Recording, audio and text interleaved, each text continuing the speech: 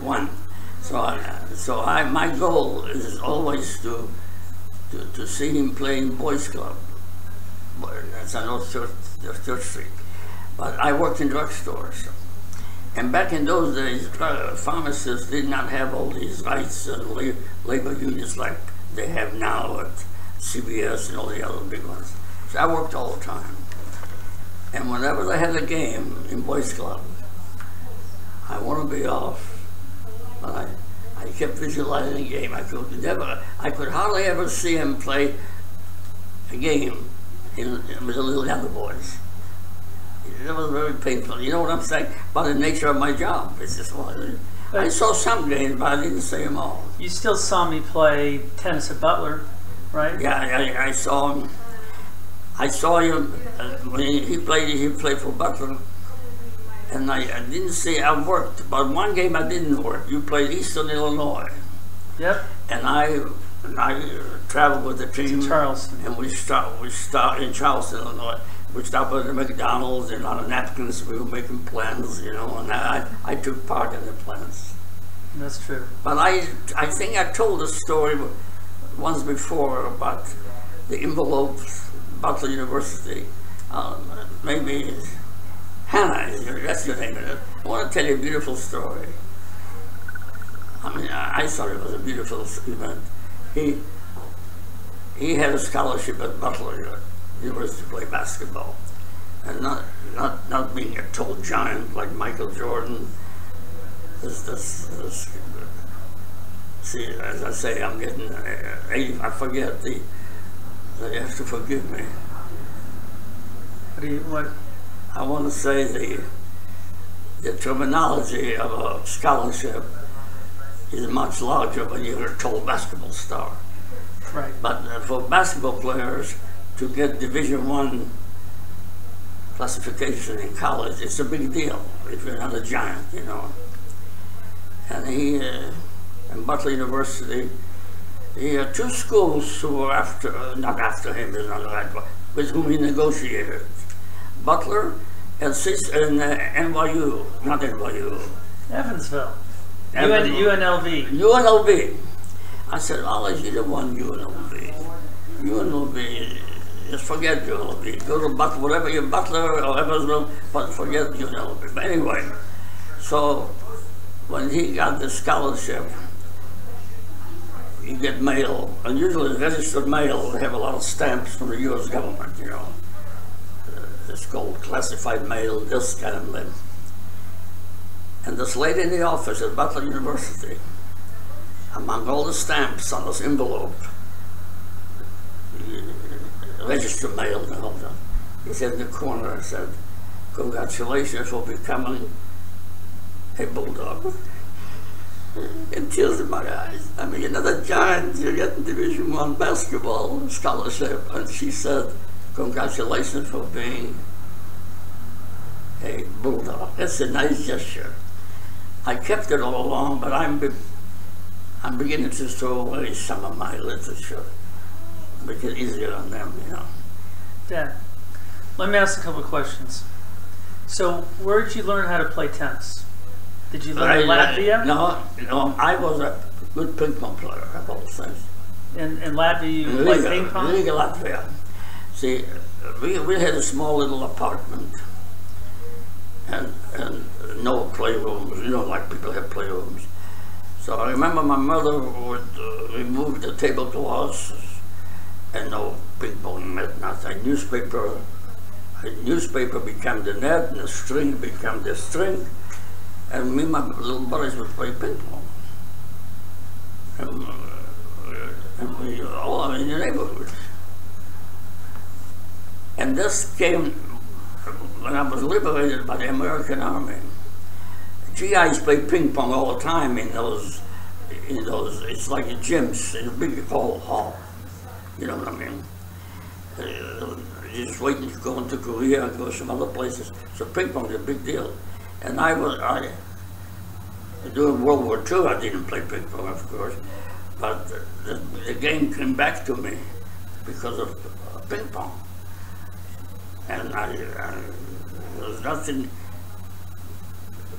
it's a vehicle for friendship. Me playing a big guy, a tall guy like you, for example, a guy from Texas, Oklahoma, and you win and you lose, but the Constitution is you keep playing till you lose. That's the principle. You know what I'm saying? So ping pong was my stronger point. But you never played tennis as a kid? No, never. Tennis only for the rich people. And how about soccer? Soccer didn't appeal to me too much. So is it? But my brothers played soccer. Shlomo played soccer. So you had 3 older brothers. Yeah, Shlomo was more athletically minded. Right. See, I had another brother who went to University of Riga, and not too many Jews went to college because of the hate for the Jews. But he finished college, and then he joined. He was accepted. There's a picture. Oh, I have a picture at home. He didn't look Jewish. He was some little bit blondish, tall guy, and he joined the Italia. It was a submarine. No, not submarine. Navy? A private merchant marine of the Italian of Italy. See? But they found out that he was a Jew. The Nazis told him, "You see that guy, the tall guy? He's a Jew." And they killed him. See, with the Jews in Europe, and even in my life, there was no such a thing as firing you or sending you to another factory and this or that. If they don't like you, they kill you. So growing up with 3 other brothers, you were the youngest? I was the youngest. So which brother did you kind of take after the most? Shlomo. Shlomo. Yeah, he was very good in sports. And we would always talk about. Shlomo was the next oldest? Older than me. So Zori, Leo, Shlomo, No, Leo, Zori, Shlomo, and I. Okay, and so you always took after Shlomo? Yeah, because he was a good soccer player, and he tried to get me to play soccer. So you didn't like soccer? No, for some reason no. And basketball was a nothing. But one thing people don't realize, see, there are 3 countries in Europe: Estonia, Latvia, and Lithuania. I came from Latvia. Estonia didn't have basketball. Estonia had, for example, my memory serves me right, they had a 18-year-old boy in Estonia who was European champion in chess. But I also remember, as I drive and think about this, he was 18 years old forever. He never aged. he never aged. He's an 18-year-old boy in Estonia. He's a European, a world champion in chess. But by God, people get older. He never got older. He was always 18 years old. See, the nation didn't have too many famous people. But Latvia, where I came from, and Lithuania, the southern, right to this day, the Lithuanian citizens come to America and they play basketball. And you know, Valparaiso is very good at recruiting foreign players. Valparaiso. Now, the Valparaiso, by the way, you may not be familiar. The coach, and he has 2 sons. Homer Drew, and Bryce Drew. One of his sons is now a coach at Valparaiso itself. But anyway, the whole family, they used to recruit foreign students. And Lithuanians, they're all over the United States. For example, the star of Michigan, he came from Lithuania via Canada. And he was just chosen Big Ten champion of the Big Ten. Player of the Year. So what else can I tell you? So when you were, as a 10-year-old child in Riga, what was your daily routine? I mean, well, I was going to grade school. Right. And I was always afraid of getting beaten up by the population. They hated Jews with a passion. The Latvians did. Everybody did. So this was like 1937, 38, 39? No, it was a little further up. It was 39, 40. The war started in 39. But as a boy, Jews were not welcome in playing with other boys. So you just play with your brothers? And I remember when I came over to the United States, what is the word tourism? I forget terminology. Jaywalking. I was a jaywalking expert when I came to the United States. Why? Because in Riga, it's the capital city from which I came, you could tell that for some reason we dressed like anyone else, but they knew we were Jewish people.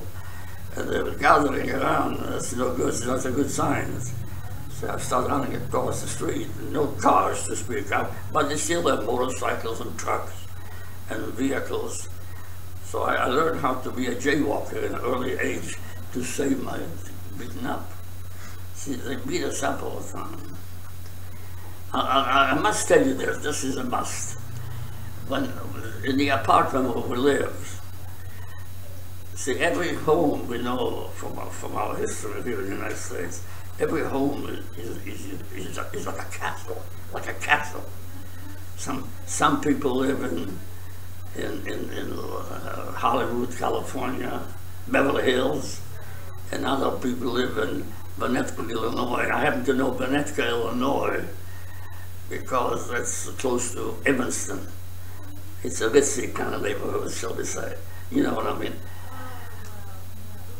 But regardless of the wealth of the people, a home is your castle. And I'll never forget this. We just lived on the 3rd floor. See, in Europe, we are only very rich people live like we do, where you have Irish people like us, where you have a garden, you cut the grass, you have a picnic table that you buy at Sears and cookouts. Only the very wealthy live like this. Average Americans always do live in cement, 3rd floor, really on the 3rd floor, just apartments. And I'll tell you, this is a joke. As I said, we played soccer in the yard, and the yard was infested with bugs. Bugs, I guess. It was a miserable playground, shall we say. And during a halftime or a break in soccer, I'd ask my mother to throw me down a sandwich, cheese sandwich, or some other kind of sandwich. Sandwich, 3rd floor. So you had to be a star shortstop, like the guy for the New York Yankees, the superstar. What is his name? Jeter. So I learned at a very early age to be a shortstop, to be sure that a cheese sandwich wouldn't hit the yard itself, or except if it was no poisonous junk. You know what I mean? So, and when the Nazis came in, and they knew where we lived, they studied that. You know, I always, when I first was placed in concentration camps, their main goal was to drive us nuts, for us to lose our mind.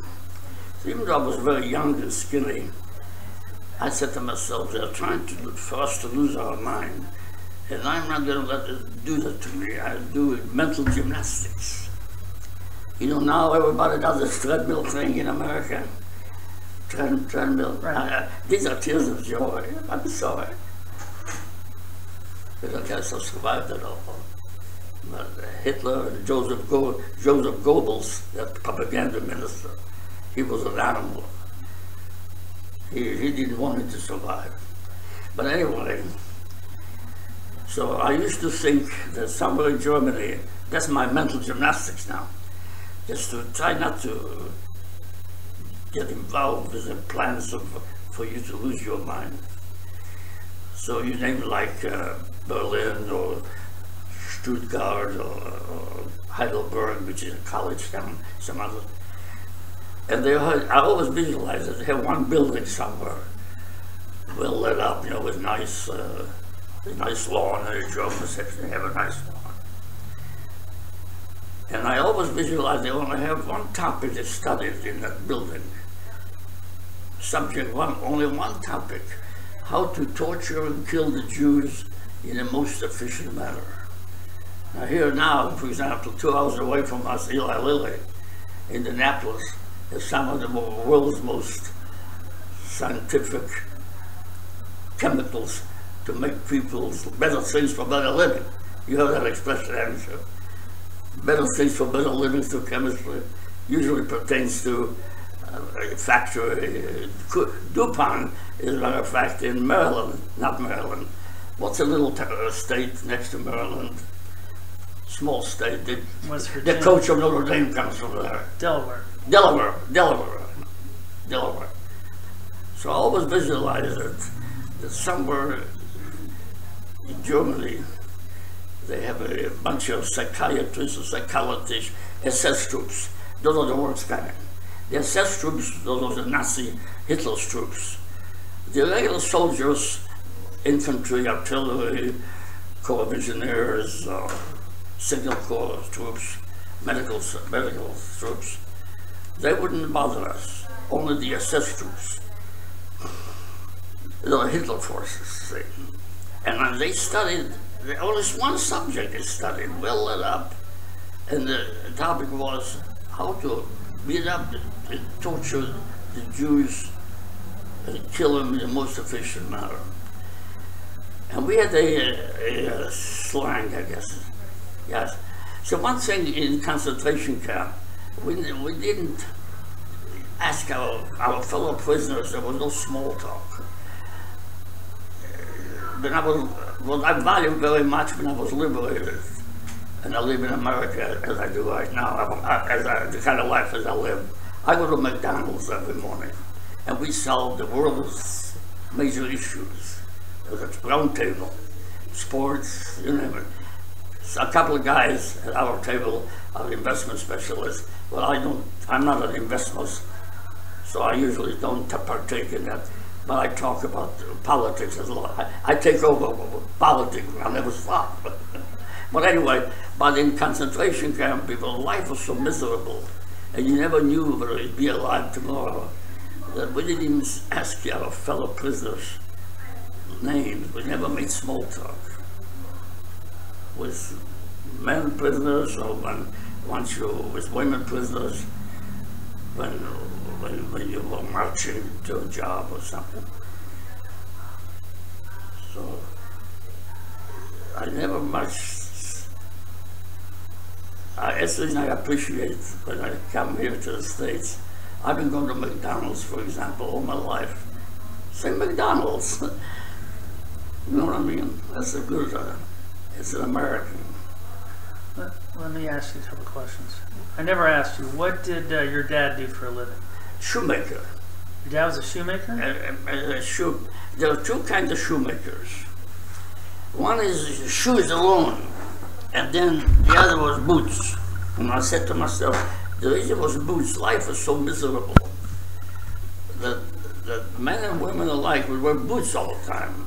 There was no social function dressing up for a high school dance. Jews were not permitted to partake in that. So he would. And when he died, well, I'll tell you my story of when my dad died. It's a very sad website, as I say, in computer language. He worked, when the Nazis came in at our house on number 4, Dagdas Jela. Jela is a Latvian street. Dagdas Street, number 4. And a guy with a bayonet, the Nazi, you've seen the Nazi pictures, old-fashioned Nazi movies, where they always have motor glasses on tanks and jeeps. I call it jeeps, I don't know what they used to call it. But glasses on the helmets, you know. And that's the way there's 8 soldiers came in with bayonets drawn, and going from one little room, from the entrance, the little dining room, the kitchen. But before the dining room, the kitchen, he would look around. He was afraid the Jew would have a bomb or something. with bayonets, and this bayonet thing scared the daylights out of me, I'll be honest with you. I asked my mother,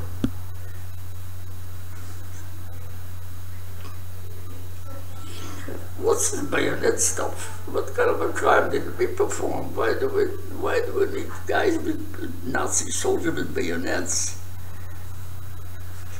Searching the kitchen, your dining room, little apartment. That scared me. I said, what kind of crime? I asked my mother, what kind of crime did I perform that the guy has to come in your apartment with bayonets? That scared the daylights out of me. But anyway, my dad worked that day when they marched in our apartment. He worked in a shop, and some of his fellow shop workers and other shops as well. I see, looking back now, the shops were just like you take Honeycutt Mall. Now you have a bunch of shops as you enter Honeycutt Mall, you know what I mean? I'll have to tell you this one. I don't have much time. Just give me a second. I'll make this as natural as possible.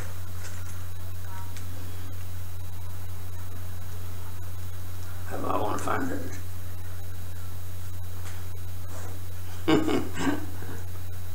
Verizon, they have a Verizon shop as you go into Honeycutt Mall, you know.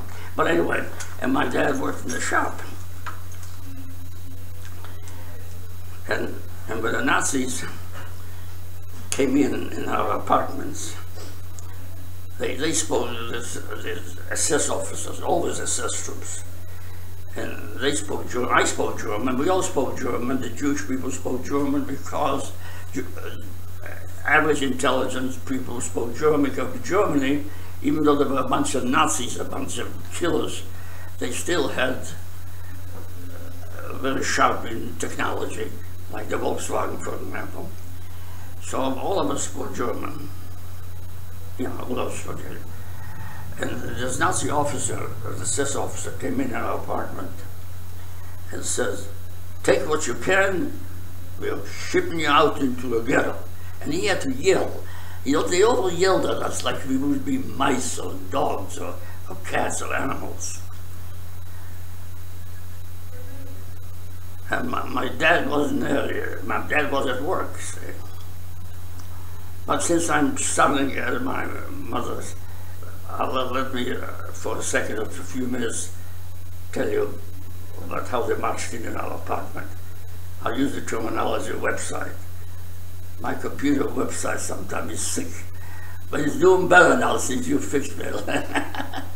But anyway, and then this Nazi officer yelled at my mother, because my dad wasn't there. He says, take what you can, we're putting you into a ghetto.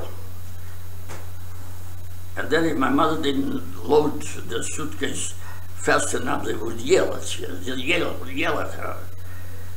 It was very painful to me, but what can you do? A bunch of Nazi troops with rifles. I mean, the issue was what do you call the wooden part of a rifle? What's the word? But yeah, it was a butt. They thought it was funny. See, they beat us up, but they always had a sadistic smile on their face when they did that. But anyway, and then, so I remember a little poignant, it doesn't mean much in today's society. Even the apartment was small.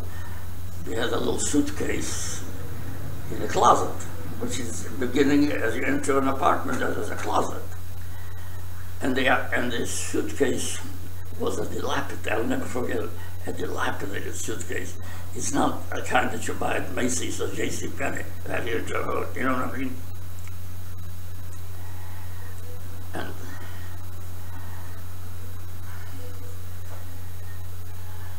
And the suitcase, this is kind of sad. I remember the suitcase was a dilapidated piece of suitcase. And then my dad is at the shop. My dad is not home now since it's overtaken by a bunch of Nazis, and he's at the shop. See? But the police will not tell you his fate. It's a very sad fate.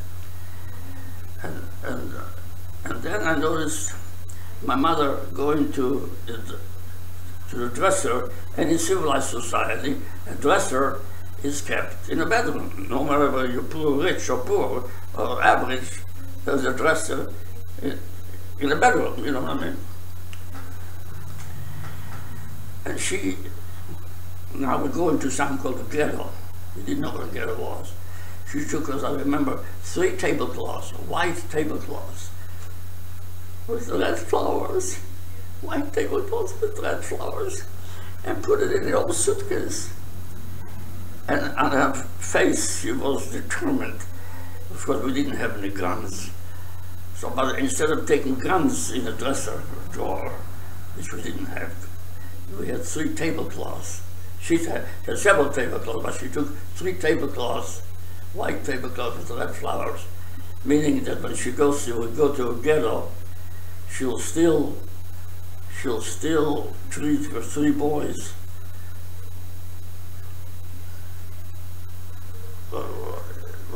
like the way she wants to treat it as a family environment, you know what I mean? You see what I'm saying? And I didn't understand all this stuff. Now I'll tell you my dad. My dad was in the shop, and some of his co-workers in his shop, or in the shop, Verizon, some other shop, technical shop. And they told me the story. I wasn't there with my dad.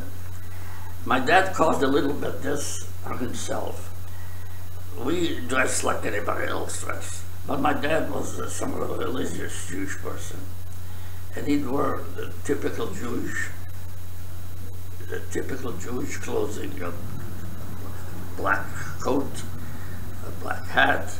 It's a giveaway to be a Jew, and you invite getting beaten up, and extracurricular beaten up for wearing that type of clothing, you know what I mean? And he kept asking the Nazi officer, my dad did, I said, they stopped all kind of traffic, all kind of civilian traffic, no cars, people didn't have cars. They had buses and streetcars, buses and streetcars. Those are the main vehicles. But they all stopped. And he begged the Nazi officer, he said, sir, or whatever, however he addressed him, let me walk home. I want to walk. I know there are no transportation, but it will take me an hour or whatever it takes, 2 or 3 miles to walk, because my wife and kids are having a tough time right now. They're being kicked out of their apartment. And he kept jumping away to the SS officer. And the SS officer now is getting kind of mad at him. It's the temperature of hate has increased. I always, since I was a pharmacist in my life, I always use scientific metaphors instead of a chest condition with such small temperature. It became a severe case of pneumonia, and his hate, the Nazi officers' hate. The hate for the Jews has increased in the temperature as my dad was arguing with him, so to speak. See what I mean? Now the Latvians, my fellow citizens so-called, they joined, they look just like the Germans. I think it's called the big English word, it's genealogy, isn't it, when you look the same? They look just like the Latvians, tall, blonde, and they put in Nazi uniforms, but now, put in Nazi uniforms, you can hit and beat up the Jews. Nobody will punish you. The police won't arrest you. And the only way you could tell that he's a Latvian Nazi SS trooper versus a German SS trooper, it has a red, white, and red flag indicating that he's a Latvian.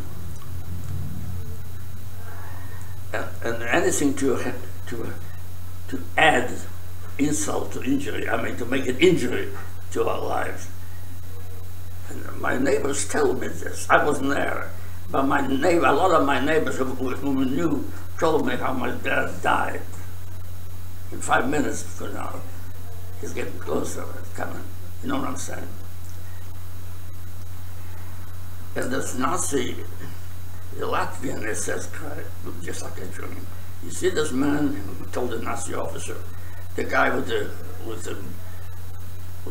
dark black coat, who's talking to you, who's jabbering to you about letting him walk home, who's a Jew.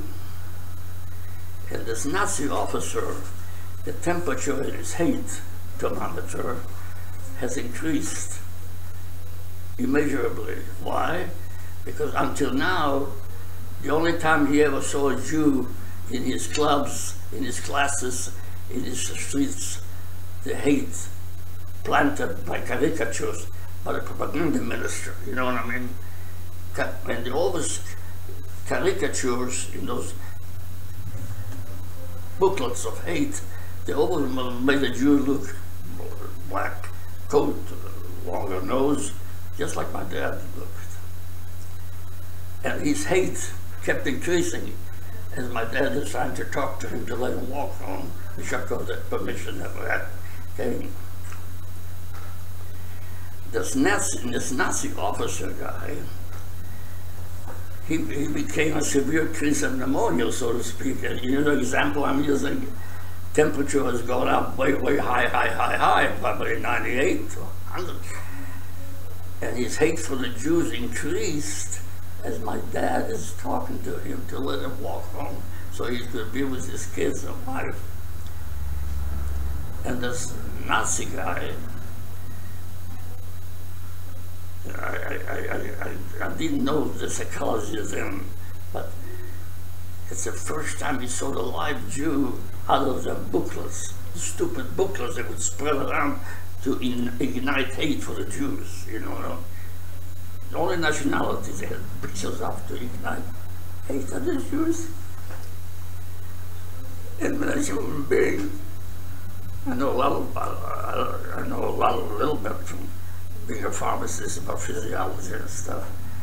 When the temperature goes up, you start going crazy, I guess.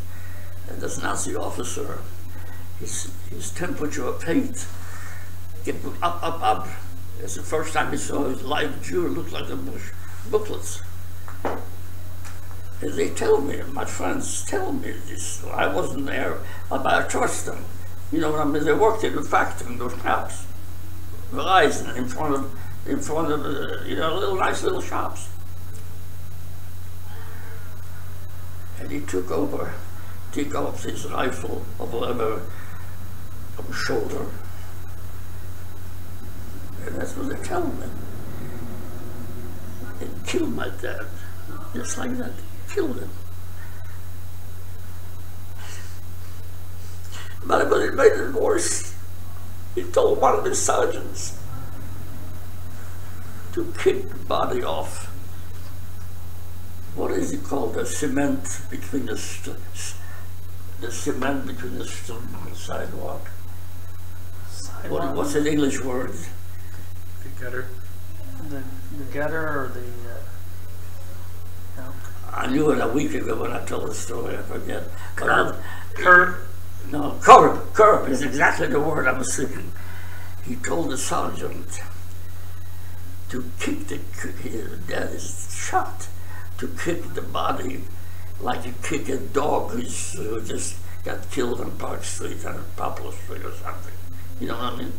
Just kick it into the little thing next to the street. When I heard that, I've never forgotten that. Not only did they kill my dad, he told the sergeant to kick it off the curb like a dog, like a cat. Let me change paths. When you were younger, was your family, your dad, your older brothers really interested in current events and news? Did you always read the newspaper? No. In other words, where did this now interest 70, 80 years later come from news? Was it from the interesting current events, but there in Latvia, we were always, just like in college football, you dodge passes when you were But when you're a defense, you dodge the oncoming guys from the line, but you just try to stay alive. You're dodging onslaughts from Gentiles. You didn't listen every night to the news on the radio. Obviously, there were no TVs. But was there? No, we started paying attention when there was a guy named Hitler, and he hated Jews. And that's. But even before Hitler, there was no interest in newspapers? There was nobody emphasized the hate for the Jews. I don't remember. Not hate for the Jews, the interest in current events and newspapers, because Judge Shlomo always had an interest in the newspapers. He became a journalist when he went there. Right. But no, he just came natural. My mother was very interested in teaching us. For example, I'll never forget this. When we see my mother one time out of nowhere, she tried to explain to us what an embassy is. As a clever guy, we were talking about embassies. So it was a little kitchen in Riga. That's the capital city where we lived. So we took a streetcar. Whoops. That's okay. Keep on talking. So we took a streetcar. We didn't have the money for cabs, a streetcar. And we went to an embassy, an American embassy. We always, since we were little, America had a nice name. Roosevelt, we knew he was not hateful. He doesn't hate Jews. There was such a friendly atmosphere. But Hitler hated Jews, but Roosevelt didn't hate Jews. So the Americans had a nice touch in our heart, you know. So we decided we went to see an embassy. And she explained to us that an embassy is a building in an enemy country, which right now the embassies are full of Marines and they're fighting like dogs each other. You know what I mean? Every embassy the world over has U.S. Marines guarding. And she explained to us that the Marine is a building, the embassy is a building somewhere in very unfriendly circumstances. So that's my mother came. But anyway, now my mother is in charge. Back when we lost our dad, my mother is running the show.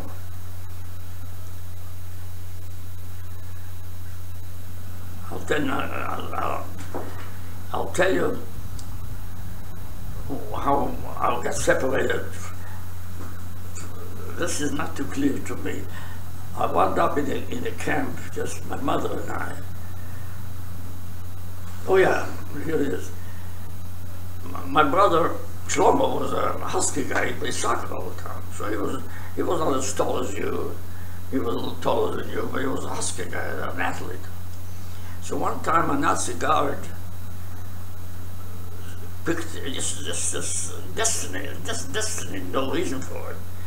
Picked out my brother and he lined up in the morning at 5 a.m. or something to revel. We call it in the military, an American military revel. And there's a guard, the German guard, Nazi guard, SS guard, called to my mother Shlomo and a friend of his. So you knew, always yells like a dog. He had to clean up something outside of the gate, outside of the barbed wire. They usually didn't want us to be outside of the barbed wire, only inside the barbed wire.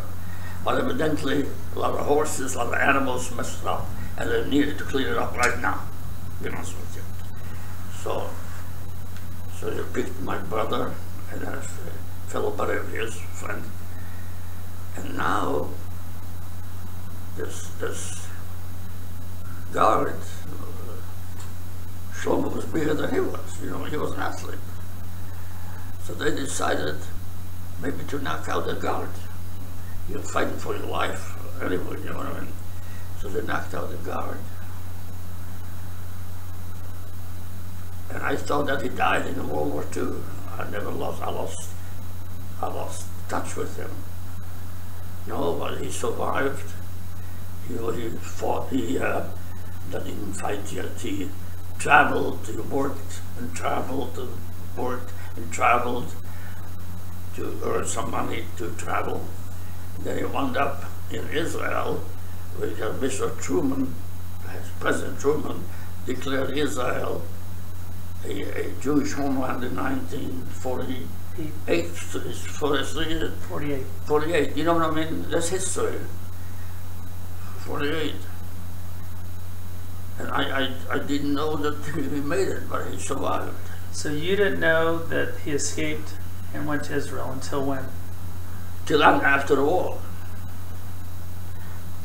For example,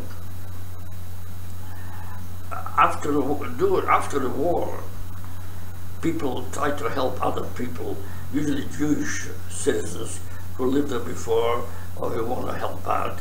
They want to help us. It's called displaced persons, I think, the title. And the way I found out that my brother Leo, Shlomo is still alive. Shlomo's alive. The other brother died in an automobile accident. Leo died in 1980, though. Yeah, that's what I mean. But I lost touch with him in concentration. You lost touch with Shlomo or Leo? So both of them. But at one point, correct me if I'm wrong, after Shlomo escaped, you were with Leo for a long time. No, that is not true. No? No. He just disappeared on me, too. Leo did? Leo did.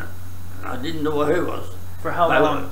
I don't remember. I know it was a different kind of a car, zip, no mail. No, I just lost touch with him. But anyway, so my brother survived the war, and then this place. As a matter of fact, he told me this story. There was a young lady. He said, "Your name is Kor." He says, "Kor, that sounds familiar," because there was another Kor. There's a real Kor too. It's not well known as a name. It's recognizable because it's different. So they found out that Shlomo wound up in Israel. See, wound up in Israel. And now, in order to make the story more understood, I'll have to be on this website with my brother. Computer website.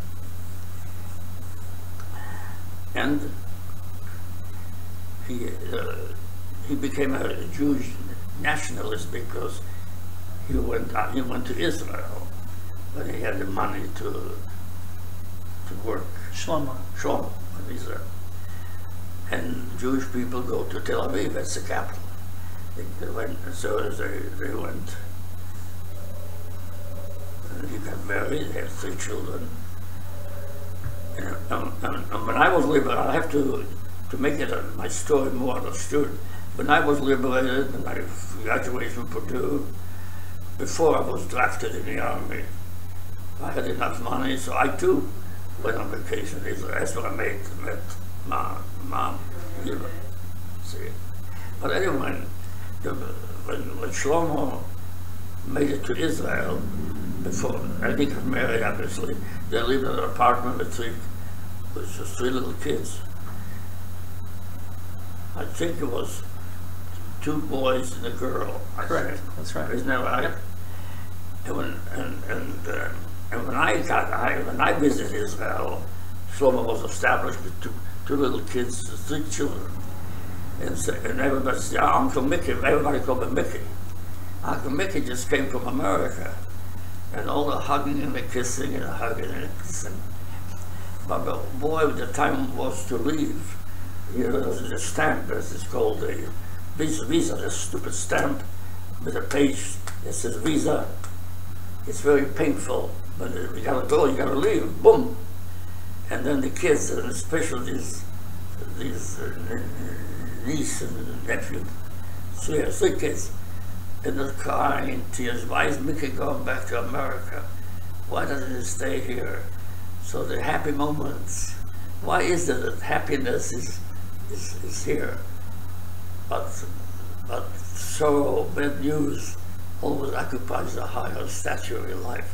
You know what I mean? And they say, why don't you stay here? I say, I can't stay here. I'm American. I live in America. But the hugging and kissing was outmanned by the sadness and tears that I'm leaving. Did you ever think about Wait, let me finish, and I'll send this. And this applies a lot to my audiences, because everybody experiences this. You may have relatives in Oklahoma and California, and when you leave them, you have a painful moment. You know what I mean? Okay, now the paragraph is finished. Now the website, go ahead. Did you ever think about moving to Israel? No. As a matter of fact, there was some, even though I loved Shlomo, because I loved them more than because the other brothers were gone, see. Shlomo was my only brother, really. You know what I mean? But there was some hidden tension.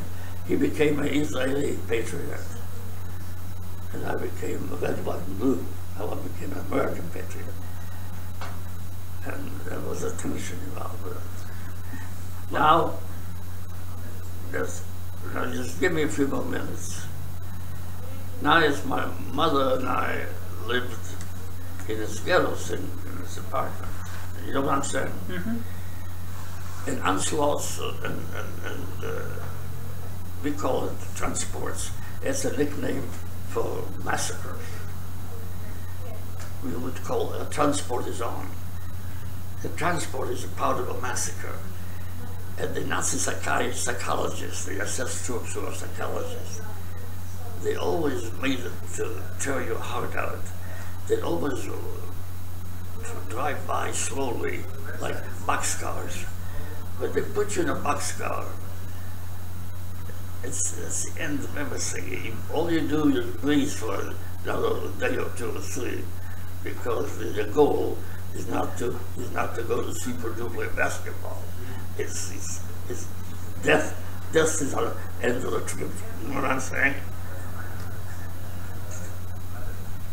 And it all is the boxcars, for example. They move slowly, and there was a tiny little window. And there was no need for a window, but there was a window, and you could always hear the engine. And every time it goes this chicka stuff, it tears you apart and say, boy, you hate to die so young. You want to be around some more. And we in the camp, we didn't joke and talk to each other, but we transport, when you say that transport, it's another name for massacres about to enter. You know what I'm saying? You know what I mean?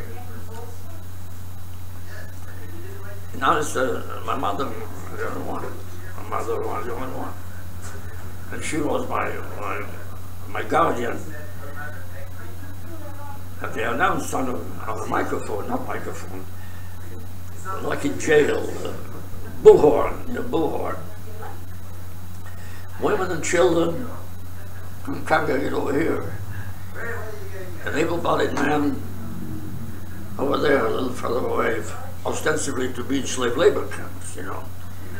And my mother kept yelling, no, just have a seat. And my mother kept saying, my mother was a psychologist. She never had formal education, but she had a PhD in hard knocks, so to speak. You know what I mean? She said to me, they said, women and children congregate over here. And she said to me, you cannot stay here with me, because women and children's over here, it's a bad omen. That means women and children are going to be killed, and big guys will be transferred to another, just further away to go to slave labor camp of some kind, because the war just started, you know. And I didn't move, because I think that I was overcome with two principles: love of mother, and my mother was my guardian. I couldn't lose her. You know what I mean? And I didn't move. I didn't go on the place. I stood there, and she said, "Now listen to me. We're all going to be shot. You can't stay with me. I want you to live." And I didn't move.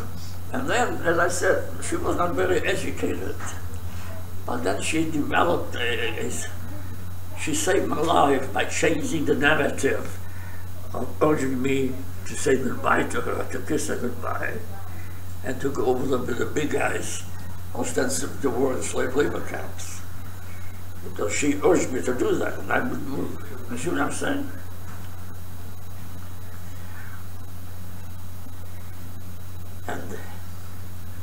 And she changed it to a more peaceful conversation, narrative. I think I looked it up. The narrative, what is narrative? Peaceful narrative, where at least I wouldn't be so scared. I'll be honest with you. I was scared. I didn't want to leave my mom alone because I said I was scared. And it's a funny thing. Well, later on in life, when I was a student of Purdue, as a matter of fact, and you can get dictionaries in universities or any school, at Indiana State or any place. Terminology, words, meaning of words, you know. You see what I mean? And one day I was not too busy with science courses or any subject. I go to the library a lot, I'll be honest with you. So my mother changed the word from rifles and bayonets. And the favorite the Nazis was they had ravines. They dug something, a hole in front of every camp that I was. They call it a ravine, isn't it? When the earth goes down low suddenly. Yeah. That's when they played hockey, not hockey, golf. That's when they used to kill. They just kill over this, put you in a hole.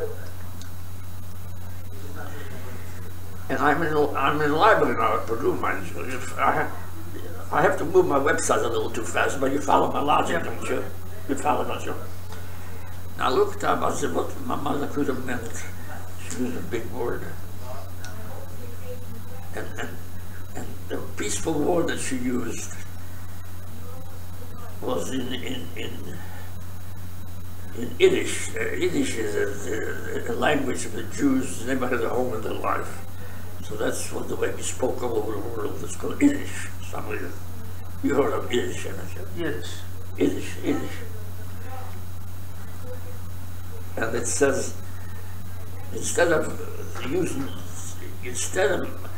talking about rifles and killing all the time, that scared the daylights out of me, my mother decided, I said, maybe I ought to change my narrative. And, you know, we are very close to Illinois, as I'm sure you know. And I have established a rapport with kids from Robinson, Illinois. And these are nice floors we have. The Robinson kids sit on our floor. And I have a friendship with them. They don't come in much lately, but several times they used to come in. They're fans of the Fighting Illini Assembly Hall, you know. And they look at when they make fun of Purdue stuff. So I told them, and now, I said, you see my cap? I'm a Purdue fan, as I told you several times before. I told the kids this. But if my mother hadn't changed the narrative that day with the Nazis, where they said women and children over here and adults over there, if she hadn't changed the narrative, there would be a vacancy today in Mackey Arena. You know what I mean? My mother didn't have formal education, but she used a word, a phrase. She said when the Nazi, all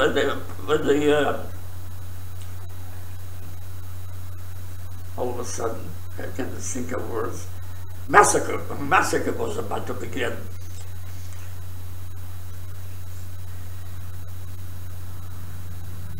She changed the words. She had some time to change the words so I would not be so scared. Because I was skinny, I was skinny and small. And so instead of talking about the rifle and bullets and killing and shooting, she said, as the beginning of a massacre, and here's what she used, a big word. In English means the situation is very, I just had it 5 minutes ago.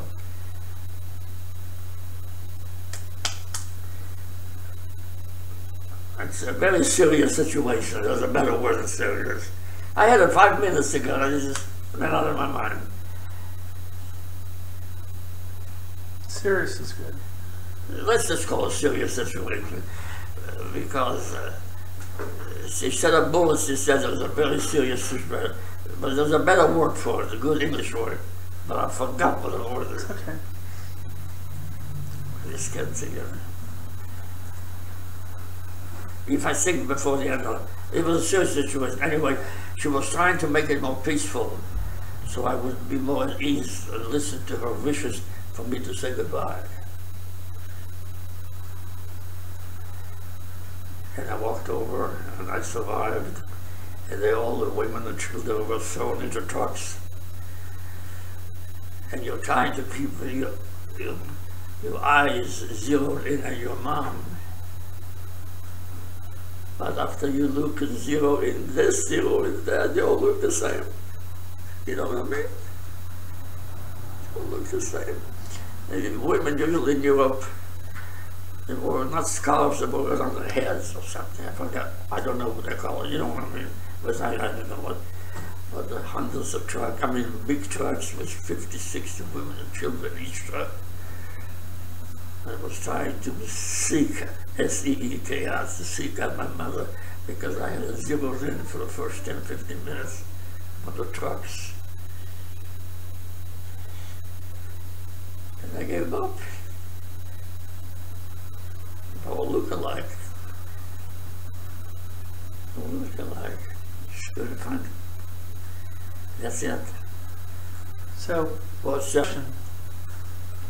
you done with that story? No. Okay. Pretty soon now the website will be finished. My website for some reason says this page cannot be updated. It says so yesterday. But I fixed it. Okay, so. But anyway. And I'm all forgot what I wanted. You were talking about. Yeah, they changed their terminology. Sinister. The word sinister, the big word. I don't know what you got it. Sinister. You know, a 13-year-old kid, but it's a different language or not. Sinister is not part of our daily diet or language, you know. So instead of talking about rifles and bullets, she decided the massacre which is about to ensue is a very sinister situation. I found it in my look at the dictionary. And I was all alone now. And in Riga, there's a couple hundred miles, miles away from the city of Riga, there is a port. Ships come in.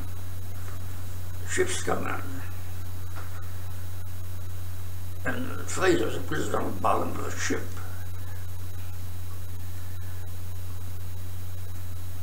And they threw us down below. And we asked for water. And they sprinkled on us like that. And they smiled every time that they saw the Jews suffer, both physically and the opposite of physically, just to make fun of you. They always had a sadistical smile. Was out there, I forgot. And this concludes my dad's website. Now, my concentration camps career started. My first big concentration camp was Stutthof, Germany. It's a psychological place. They try to lose they worked on our mind. You know, the old carburetor, you lose the carburetor in a car, the car doesn't function. Well, they worked on our minds so you wouldn't stage a rebellion or fight back. So they always worked on our mind. And I'll never forget it. They always use it. It's in East Prussia, Germany. East Prussia. Right now it belongs to Poland. It was after the war. They had an agreement. They gave that piece of land to the Polish people, I think. And I'll give you one example how as they worked out our minds. There was a room almost as big as this, not without these nice pictures. It was totally empty, but they had cans of paint in one corner, yellow paints or something. So stupid, the yellow paint. A German officer, he used big words, and SS troops. And always they had a baton, you know, in high school when they have gym, they have the baton thing in junior high school. And I always studied that after the war. They always, what's the English word? Emanate? To copy, let's say copy. Copy Napoleon Bonaparte. He had a baton too.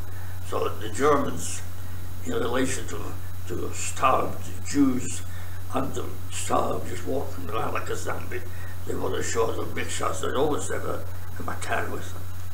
And they said, you see these cans of paint?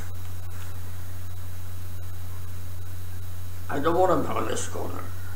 I want them in that corner of the room. And they use big words. Big words just to drive you nuts, to talk like this is an important function, you know. And they said, these cans of paint, my officers, they always use the word logistics, you know. Logistics is military planning, it's called logistics. You use big words just to make us look stupid. You don't talk about cans of paint, but that's what they studied it. They want to just drive us nuts. This is a psychological place. It's a place working on our minds. It should go. Now we're carrying the paint. Well, forget it. Paint is no. I mean, you don't have to be a genius. That was a stupid function just to make fun of you. You know what I'm saying? You know what I'm saying? And then the next day, another stupid Nazi SS officer, with the same terminology, used big words, big words. He said that paint, we had a meeting upstairs, and again he used the word logistics. I picked it up, I looked it up in school one time. In German it says logistics. I don't like them paint, put them back from which it came yesterday, same crazy place. You know what I mean? Another of the gentlemen used to stand in line quite often with me, not with me personally, but he was very distinguished looking. If Hollywood would make a what is it? A movie. Not a movie, another word. Feature movie, documentary. When Hollywood makes copies, they say when they found Lana Turner as a waitress in a restaurant or something. You know what I'm saying? It's applicable to us. There's a word for it. I can't think of it. They discover. Who's your favorite NBA basketball player and why? Oh, my NBA basketball player, without a doubt, is Dirk Nowitzki of the Dallas Mavericks. He plays great. He plays great. And theoretically speaking, his great-grandfather, his grandfather, could have been a guard in my prisons. He's a German boy. But I paid no attention. I have no ill feelings about the Germans. But Nowitzki, he got hurt a year or so ago, therefore he lost some of his style. So without a doubt, Dirk Nowitzki is my favorite pro NBA player. Okay, when you were at Purdue or as a pharmacist, or even in the last 10 years, do you ever have flashbacks to something that happened during the war, before the war? Never the Nazis. No? No. I tried to, maybe that's the reason I like war so much, because the Nazis,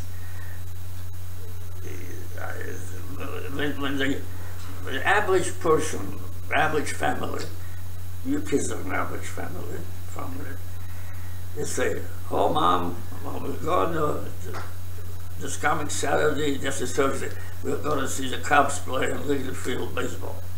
You can plan. You can plan.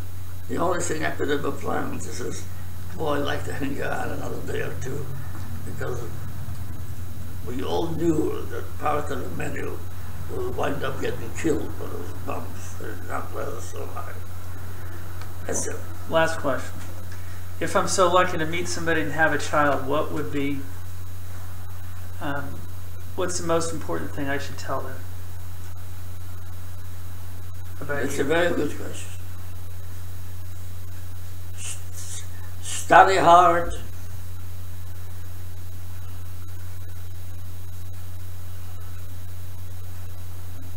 And help your fellow citizens. Okay. Thanks.